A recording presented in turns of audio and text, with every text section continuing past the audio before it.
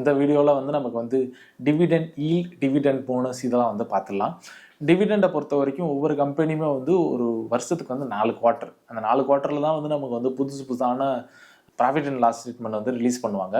இதில் வந்து ஒவ்வொரு கம்பெனியுமே வந்து நாங்கள் டிவிடெண்ட் கொடுக்குறோமா, போனஸ் கொடுக்குறோமா, ஸ்பிளிட் கொடுக்குறோமா அப்படிங்கிறத வந்து அனௌன்ஸ் பண்ணுவாங்க. நாங்கள் வந்து இந்த கம்பெனிக்கு வந்து ஒரு ஷேருக்கு வந்து ₹8 கொடுக்குறோம், ₹10 கொடுக்குறோம், ₹50 கொடுக்குறோம், ₹100 கொடுக்குறோம் அப்படிங்கிற மாதிரி வந்து சொல்லுவாங்க. இதை நம்ம வந்து ஈஸியாகவே வந்து நம்ம ஒரு இதில் வந்து பார்த்துலாம். நம்ம வந்து பார்க்கணுங்கிறதும் அவசியம் இல்லை. நம்ம டிமேட் அக்கௌண்ட்டோட நம்ம பேங்க் அக்கௌண்ட் வந்து கனெக்டாக தான் இருக்கும். நம்ம எப்போல்லாம் வந்து அவங்க எப்போல்லாம் வந்து டிவிடெண்ட் பே பண்ணுறாங்களோ நம்ம ஆட்டோமேட்டிக்காக வந்து நமக்கு பேங்க் அக்கௌண்ட்டுக்கு வந்து டேரெக்டாக வந்து கிரெடிட் ஆயிரும். நம்ம இதுக்காக எங்கேயும் போய் அப்ளை பண்ண வேண்டிய அவசியமெல்லாம் கிடையவே கிடையாது. டிவிடெண்டை பொறுத்த வரைக்கும் நம்ம எந்த ஒரு இடத்துலையுமே அப்ளை பண்ணணும் அந்த விஷயமெல்லாம் கிடையவே கிடையாது. டேரெக்டாகவே நமக்கு பேங்க் அக்கௌண்ட்டுக்கே வந்து அந்த டிவிடெண்ட் போனஸ் இதெல்லாம் வந்து ஆட்டோமேட்டிக்காக வந்து கிரெடிட் ஆகிற மாதிரி தான் இருக்கும்.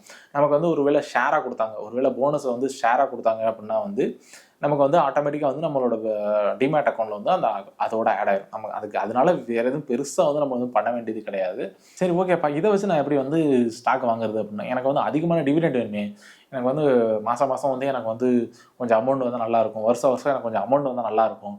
அப்படி ஒரு சில கம்பெனிஸில் எனக்கு பணம் போட்டால் எனக்கு நல்லா இருக்குமே. எல்லா கம்பெனியுமே வந்து டிவிடெண்ட் கொடுப்பாங்கன்னு சொல்ல முடியாது. ஒரு சில கம்பெனிஸ் நல்லா ப்ராஃபிட் பண்ணிட்டு இருப்பாங்க, ஆனால் அவங்க வந்து டிவிடெண்டே கொடுக்க மாட்டாங்க. ரொம்ப கம்மியான டிவிடெண்ட் தான் கொடுப்பாங்க. அவங்க ரீஇன்வெஸ்ட் பண்ணி கம்பெனியை க்ரோ பண்ணிக்கிட்டே இருப்பாங்க. டிவிடெண்ட் கொடுத்துட்டாங்க அப்படின்னா வந்து அந்த கம்பெனி ரீஇன்வெஸ்ட் பண்ணுறது கம்மியாக இருக்கும்ல.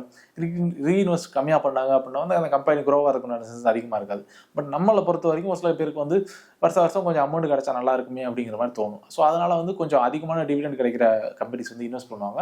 இதை நம்ம வந்து ஈஸியாகவே நம்ம அந்த screen.com, moneycontrol.com எனி ட்ரேடிங் சாஃப்ட்வேர்ஸில் நீங்கள் போய் செக் பண்ணி பார்த்தீங்கனாலும் நீங்கள் உங்கள் புரோக்கர் இதுலேயே வந்து நீங்கள் சிம்பிளாகவே அதில் போய் மார்க்கெட் இதில் பார்த்தீங்க அப்படின்னா வந்து உங்களுக்கு எல்லாமே தெரிஞ்சிடும். அதில் போய் பார்த்தீங்கன்னா டிவிடெண்ட் ஈல்ட் அப்படின்னு ஒன்று இருக்கும். அதில் வந்து 8, 9, 10, 4, 5, 3 அப்படின்னு நம்பர் இருக்கும். அது எல்லாமே பர்சன்டேஜ் தான்.